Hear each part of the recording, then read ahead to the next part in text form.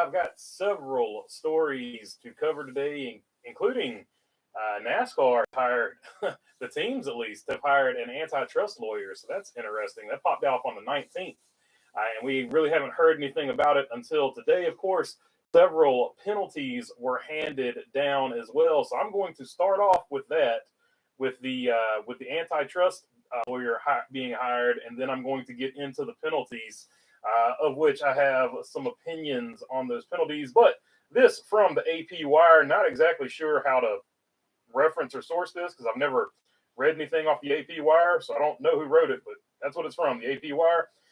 Teams hire antitrust lawyer. NASCAR teams have hired one of the country's top antitrust and sports lawyers to advise them in their ongoing dispute with the family-owned stock car series over a new revenue-sharing model. The decision to hire Jeffrey Kessler, partner and co-executive chair of Winston & Strawn LLP, followed a Saturday meeting at Daytona International Speedway that included the majority owner from each of the 15 charter teams in NASCAR. Although the teams invited NASCAR representatives to attend, none did. Kessler's hiring was revealed to the Associated Press on Sunday, the eve of the rain-postponed Daytona 500 by the 5 members of the team ownership negotiating committee. It comes amid a breakdown in negotiations between teams and NASCAR that led the 36 charter teams to decline last month to extend their exclusive negotiating window with the sanctioning body on the existing deal. The current charter agreements expire at the end of this season, and 2 years of talks were stalled by NASCAR's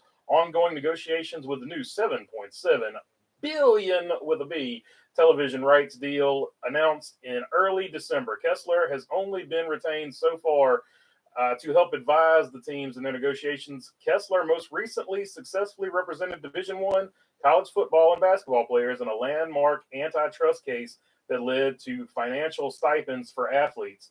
So that right there is bad news. That's just not good news any way you spin it. Now, Steve Phelps has come out in several other articles and stuff like that and said he feels confident that they're going to get the deal done. And he says fans shouldn't have to worry about charters and things like that. They should be worried about the on-track product, and we should be worried about doing things with the on-track product to improve it. And that's where the focus and all that stuff should be, which he's saying all the right things. But this is terrible news, to be totally honest with you, because the teams have hired not only a lawyer, but an absolute ace lawyer. You know how long college students played in collegiate level sports and were not allowed to get paid for it? This is the guy that got that done. He got that overturned, that injustice, in my opinion. He got that injustice overturned. So this guy is no joke.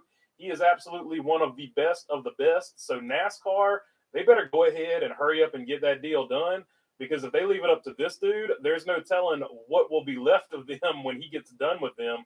So I would highly, highly encourage NASCAR to get the deal done with the teams, as opposed to let Mr. Kessler get a hold of them in court, because then it's going to get real. And I don't like NASCAR's odds in that particular situation, because with Michael Jordan being in the sport and him knowing from being a professional basketball team owner what that structuring looks like with the cable money and how they pay teams over there.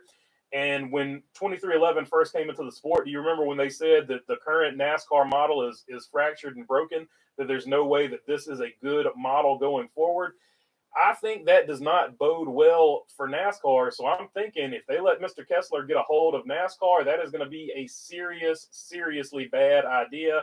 So if NASCAR and Steve Phelps know what they're doing, which is sometimes questionable, they probably need to get a deal done here and just knock it out and be done with it, because I don't feel like they're on firm ground. Okay, so that was one story that I saw that I thought was super interesting. And of course, the other one is going to be the penalties. Let me get that in front of me so I don't misread them. This from Bob Pockris, by the way, is where I saw it. Preece and Gragson are docked 35 points for roof air deflectors not in compliance with the team-made part. And Joey Logano was fined $10,000 for his Spider-Man looking glove that he was holding up against the window. He at Daytona, he had it at Daytona too. Some people have sent me some pictures and some images of that.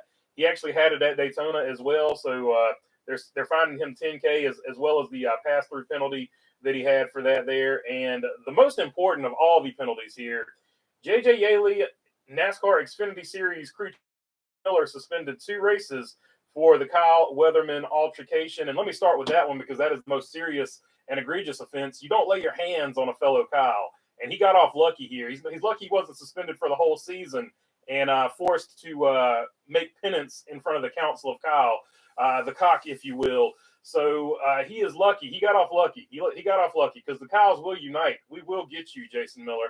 Now, of course, as long as it's not Jason Mayhem Miller, that's a different story. We're not messing with him. But this is Jason Miller from NASCAR, and we're not happy with you. So you will apologize to the Kyles, and you will not lay hands upon another Kyle. I'm joking, of course. But the other penalties are super interesting. Noah Gragson and Ryan Preece being fined 35 points. That is serious. That is significant. It's going to be interesting to see if Stewart HAAS Racing appeals that, like we saw Hendrick appeal it last year, and you saw Hendrick appeal it, and it got overturned in the Court of Appeals deal, and then NASCAR was still obviously salty about it, and they came later in the season and got Hendrick with essentially another penalty, and Hendrick was like, you know what? All right, whatever. If you're just going to keep fining us and penalizing us, we'll just take the penalty and we'll move on with the season. At that point, I think everybody had been locked into the playoffs that was racing a full season for Hendrick. Obviously, they had the injuries with Chase Elliott and Alex Bowman. So I think Hendrick finally took their medicine after appealing it. So it's going to be interesting to see if Stewart HAAS Racing appeals this. And I do want to see what was actually illegal about the roof rails. I think that's interesting too. And the Spider-Man glove for Joey Logano, I didn't cover that in the other particular deal. So I think it's going to be. I guess they're just discouraging anybody else from doing that because $10,000 is light. The pass-through penalty was the bigger deal as far as I'm concerned on that. So yeah, and so the Kyle Weatherman thing is what inspired the poll question too, by the way. So let me get to the poll question. Best NASCAR fight, and I just listed off a few. Most of these came from the Discord server. So if you want to join the Discord server, somebody will drop the link here for us. Probably Wise Guy, he's good at that. 1979, Cale versus the Alabama gang. Cale Yarborough, of course, rest in peace. Or Stone Cold Custer, John Hunter Nemechek, the Spear from Hell. And then, which is more of a lariat because he grabbed him by the helmet and slung him on the ground. But I like calling it a spear because it's just cool.